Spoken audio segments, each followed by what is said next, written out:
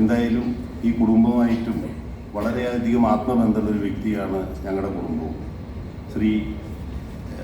കാരണവർ ശ്രീ നീലകണ്ഠൻ മൂസിൻ്റെ അദ്ദേഹത്തെ കാണാനും ചികിത്സയ്ക്കായി എൻ്റെ മുത്തച്ഛൻ ശ്രീ TS കല്യാണരാമനെ കൊണ്ട് ഞാൻ ധാരാളം വന്നിട്ടുള്ളതാണ്. ചികിത്സയിനേക്കാളും കൂടുതൽ സമയം സൗഹൃദ സംഭാഷണം ഉണ്ടാവാറുണ്ട്. ശ്രീ രാധാകൃഷ്ണൻ സാറ് പറഞ്ഞ മാതിരി തന്നെ ഈ കോഫിയുടെ സ്വാദ് എനിക്കും ആസ്വദിക്കാൻ സാധിച്ചിട്ടുണ്ട്. അത് കഴിഞ്ഞിട്ട് നാരായണൻ മൂസുമായിട്ട് വലിയ അസുഖങ്ങളായിട്ട് എൻ്റെ അമ്മേനെയും കൊണ്ടുവരുന്ന കാലത്തും അദ്ദേഹത്തിൻ്റെ ഒരു വളരെ ജോളിയായിട്ട് വലിയ തമാശകളൊക്കെ പറഞ്ഞിട്ടാണ് ട്രീറ്റ്മെൻറ്റ് തുടങ്ങാറുള്ളത്. ആ രീതിയിൽ വളരെ നല്ല രീതിയിൽ ഈ കുടുംബവുമായി ബന്ധപ്പെട്ടിട്ടുള്ളതാണ്. എല്ലാ ഫംഗ്ഷനും നമ്മുടെ വീടുകളിലുണ്ടായിട്ടുള്ള എല്ലാ ഫംഗ്ഷനും, വിവാഹമായാലും മറ്റെല്ലാ ഫംഗ്ഷനും ഇൻക്ലൂഡിങ് ഞങ്ങളുടെ കട ഓപ്പണിങ്ങിന് വരെ അദ്ദേഹം വരാറുണ്ട്. പിന്നെ കാലക്രമേണ തിരക്ക് കാരണം അധികം വന്ന് വിടാറില്ല എന്ന് മാത്രമേ ഉള്ളൂ.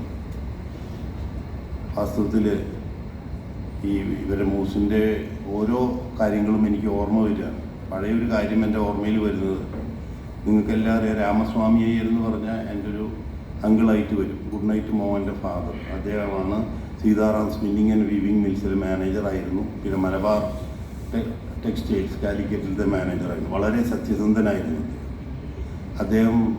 അന്ന് ഈ കമ്പനികൾ ലാഭത്തിലല്ലാത്തത് കൊണ്ട് MD ആയിരുന്ന കാലത്തും ബസ്സിലാണ് യാത്ര ചെയ്യുന്നത്. എന്താ ഇങ്ങനെ ചെയ്യണം ചോദിച്ചപ്പോൾ കമ്പനി ലാഭമായാലേ ഞാൻ കാർ എടുക്കുള്ളൂ എന്ന് പറഞ്ഞു. അദ്ദേഹം റിട്ടയർ ചെയ്തിട്ട് കുറച്ച് കാലം, ഇവർക്കൊക്കെ ഓർമ്മയുണ്ടോയെന്ന് അറിയില്ല, മൂസിൻ്റെ നിർബന്ധത്തിന് ഇവിടെ വരുമായിരുന്നു.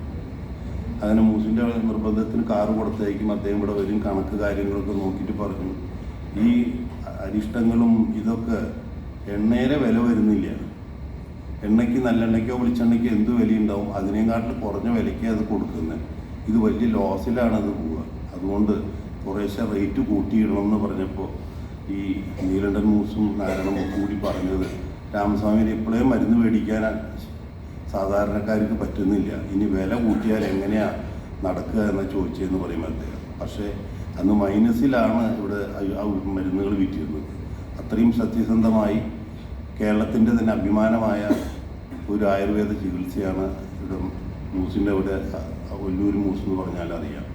എനിക്കിപ്പോൾ ബിസിനസ്സുമായി ബന്ധപ്പെട്ട് പറയുകയാണെങ്കിൽ ഓൾ ഇന്ത്യ ലെവലിൽ വളരെയധികം കണക്ഷൻസ് ഉള്ളത് കൊണ്ടും ഏറ്റവും കൂടുതൽ ആയുർവേദ ചികിത്സ എന്ന് പറയുകയാണെങ്കിൽ നമുക്ക് ധൈര്യമായി പറയാവുന്ന രണ്ടെണ്ണം, ഒന്ന് തൈക്കാട്ട് മൂസിൻ്റെ എവിടെയായിരിക്കും, 2 കോട്ടയ്ക്കല്ലായിരിക്കും. ഈ 2